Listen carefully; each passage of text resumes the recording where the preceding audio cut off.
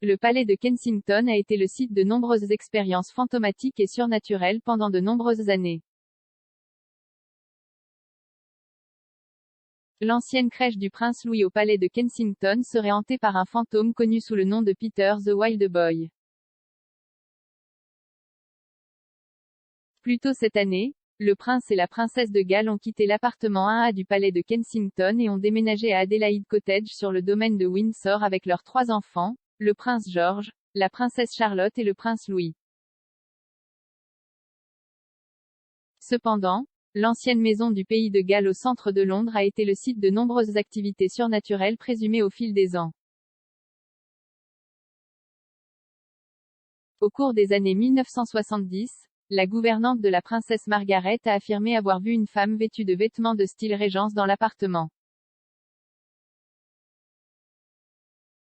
Elle a également affirmé qu'à une autre occasion, elle et le majordome avaient été réveillés par des cris alors qu'ils étaient les seules personnes dans le bâtiment.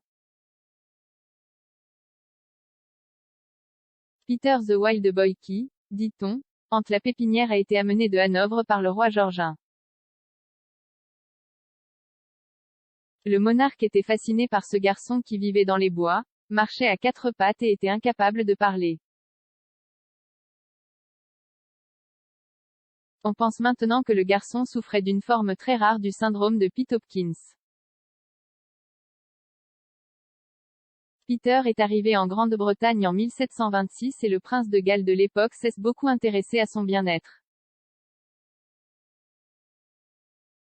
Cependant, les tentatives pour lui apprendre à parler ou à écrire ont échoué. Il figure cependant dans un portrait de la cour de George Ier qui est toujours accroché au palais de Kensington aujourd'hui. On pense que Peter est mort à l'âge de 70 ans et il est enterré à l'église Saint-Mary dans le village de North Church près de Berkhamsted dans le Hertfordshire. Certaines des autres apparitions qui hantent le palais du XVIIe siècle incluent la reine Caroline et la tante de la reine Victoria, la princesse Sophia, soi-disant assise à un rouet. Il a même été affirmé que le roi George II hante toujours le palais.